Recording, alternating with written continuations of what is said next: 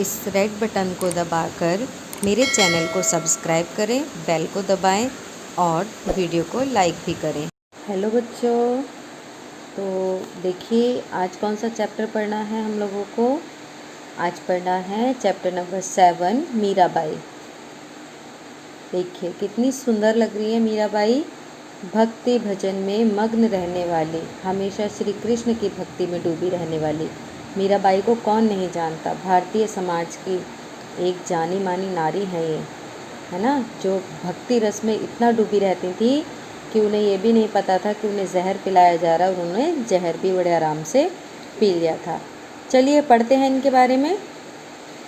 मेवाड़ के महाराजा रतन जी की एक पुत्री थी, उनका नाम मीरा था। मीरा जब बच्ची थी तब उनके पिता के पास एक साधु महाराज आए। उन साधु महाराज के पास कृष्ण की एक मूर्ति थी। बच्ची मीरा को वह मूर्ति इतनी पसंद आई कि वह उस मूर्ति को पाने के लिए जिद करने लगी। उसकी जिद इतनी बढ़ गई कि उसने खाना पीना सब छोड़ दिया। रात को साधु को स्वप्न आया कि ये मूर्ति बच्ची मीरा को दे दो, अन्यथा तुम्हारा भला नहीं होगा। तब साधु महाराज ने वह मूर्ति बच्ची को दे दी। यह बच्ची मूर्ति पाकर बहुत प्रसन्न हुई। बड़ी होकर यह मीरा श्री कृष्ण की श्रेष्ठ उपासिका तथा भक्त के रूप में प्रसिद्ध हुई। मीरा का जन्म 1498 ईस्वी में राजस्थान में हुआ था। मीराबाई की माँ की मृत्यु बचपन में ही हो गई थी, इसलिए मीरा का लालन पोषण वैष्णव भक्त रावदूत जी ने किया था। रावदूदा जी जो अधिकांश समय था उनका भगवान की उपासना में व्यतीत होता था। उन्हीं के विचारों और क्रियाओं का प्रभाव मीरा पर पड़ा और यहीं से उनकी भक्ति भावना जागृत हुई। मीरा का विवाह चित्तौड़ के राणा सांगा के ज्येष्ठ पुत्र राणा भोजराज से हुआ था। विवाह के बाद भी मीरा की उपासना निरंतर चलती रही, किंतु वह अपने पति की सेवा पूरी लगन और निष्ठा व प्रेम से करती थी और दोनों का वैवाहिक जीवन खुशी से बीत रहा था। मीरा की भक्ति से उनके पति बहुत प्रसन्न थे। विवाह के 10 वर्ष पश्चात मीरा के पति का स्वर्गवास हो गया। इस घटना से मीरा के जीवन में बड़ा परिवर्तन आया। पति की मृत्यु के बाद वह और भी अधिक भक्ति व पूजा आराधना में लीन रहने लगी। मीरा की भक्ति की चर्चा दूर दूर तक फैल गई। जगह जगह से संत मीरा के दर्शन के लिए आते थे। भजन गाते गाते कभी ये भक्ति में इतनी लीन हो जाती थी कि नाचने लगती थी।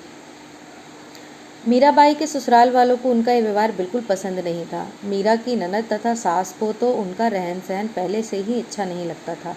वे दोनों मीरा से द्वेष रखती थी। पति की मृत्यु के बाद उनके छोटे भाई राणा विक्रम ने मीराबाई को तरह तरह के कष्ट दिए, परंतु परिवार द्वारा जितना विरोध किया गया, मीरा का झुकाव कृष्ण भक्ति की ओर उतना दृढ़ होता गया। देखो बेटा, कहते हैं ना कि हम लोग जब हमारे पास एक सहारा होता है, चाहे वो भक्ति का हो, चाहे वो हमारी एजुकेशन का हो। जैसे आपने देखा होगा जो बड़े बड़े लोग अच्छे एजुकेटर हो जाते हैं या कुछ सफलता प्राप्त कर लेते हैं, फिर भी पढ़ाई करते रहते हैं। क्यों करते हैं? क्योंकि उनकी लगन जो होती है वो पढ़ाई से लगी हुई होती है। उसी तरह मैं भी हूँ। मुझे देखिए कितना टाइम हो गया है, लेकिन फिर भी मुझे पढ़ना बहुत पसंद है। उसी तरह से मीरा को कृष्ण की भक्ति बहुत पसंद थी। अब क्या होता है ना, जब हमारे जीवन में एक तरफ से हमें दुख मिलने लगता है तो हमारा रुझान जहाँ हमारी इच्छा है उस तरफ और ज़्यादा बढ़ने लग जाता है। हम उसे भूलते नहीं हैं, छोड़ते नहीं हैं, और बल्कि ये जो आपकी लगन होती है ये हमें उन कष्टों से निवारने का, झेलने का सहारा देती है।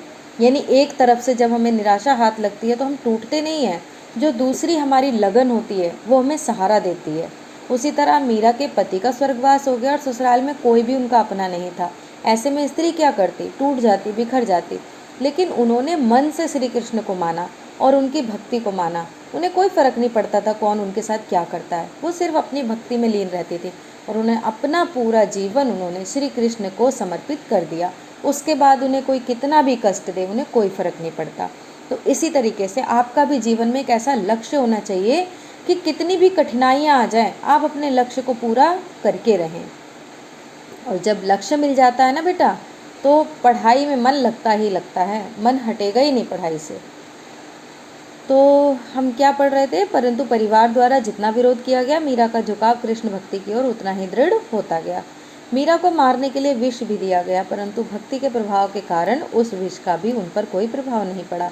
मीरा ने अपने पद में इस विषय में लिखा है, विष का प्याला राणा जी भेजिया, पीवत मीरा हासी रे।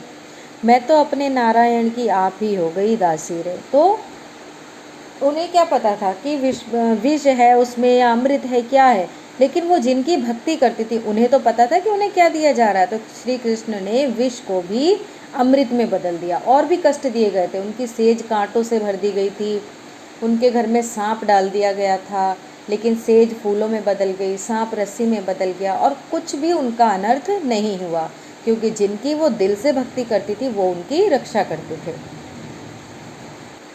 मीराबाई एक निर्भीक महिला थी। रूढ़िवादी परिवार की वधू होकर भी उनके विचार और आदर्श बिल्कुल विपरीत थे। उन्होंने गलत परंपराओं को तोड़ा। परिवार वालों के दुर्व्यवहार को देखकर मीरा वृंदावन चली गई। उन्होंने अपना शेष जीवन भक्तों और भक्ति में ही व्यतीत किया।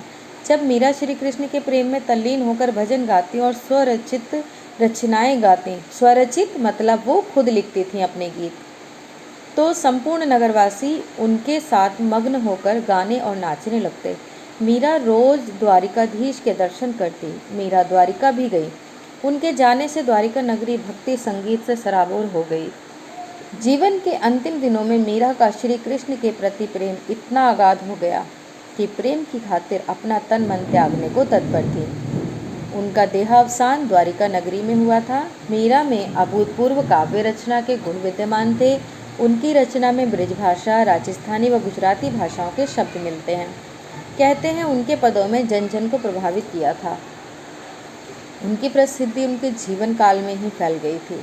मीरा ने उस समय किसी संप्रदाय से संबंध नहीं जोड़ा, वरन अपनी निजी साधना को ही प्रधानता दी। मीरा की उपासना माधुर्य भाव की थी। वे अपनी रचनाओं के माध्यम से व्यक्त करती हैं कि वे कृष्ण को अपने पति के रूप में मानती थीं। भक्ति रस में मीरा की रचनाओं में जो प्रेम और स्नेह है वह कहीं और नहीं मिलता। मीरा श्री कृष्ण के प्रेम में विभोर हो इस संसार से विदा हुई। श्री कृष्ण भक्ति में रचे बसे उनके पद हिंदी साहित्य की अमूल्य निधि हैं। आज भी हम हिंदी साहित्य में मीराबाई को पढ़ते हैं, और बड़े से बड़ा एग्ज़ाम दे लीजिए, मीराबाई, कबीर, संत रैदास, इन लोगों के जो हैं पद, श्री कृष्ण और राम भक्ति के पद जो होते हैं ये ज़रूर आते हैं एग्ज़ाम्स में। तो चलिए क्वेश्चन आंसर्स देख लेते हैं। मीराबाई का जन्म कब और कहाँ हुआ था? तो मीराबाई का जन्म 1498 ईस्वी में राजस्थान में हुआ था। मीराबाई का विवाह किसके साथ हुआ था? तो इनका विवाह भोजराज के साथ हुआ था। मीराबाई का अंतिम समय कहाँ बीता था? तो इनका अंतिम समय द्वारिका में बीता था। तो बेटा वैसे आपको काफ़ी शोर शराबा बरसात का सुनाई दे रहा होगा, बादल गरज रहे हैं और बहुत तगड़ी बरसात हो रही है। चलिए, मैं उम्मीद करती हूँ आपको मेरी वीडियोस बहुत अच्छी लग रही होंगी, आपको पूरी हेल्प मिल रही होगी। तो प्लीज़ मेरे चैनल को सब्सक्राइब करें, लाइक करें। बहुत कम लाइक्स मिल रहे हैं, इतनी मेहनत के बाद भी। मैं बहुत मेहनत से आपको पढ़ाती हूँ, तो लाइक कीजिए,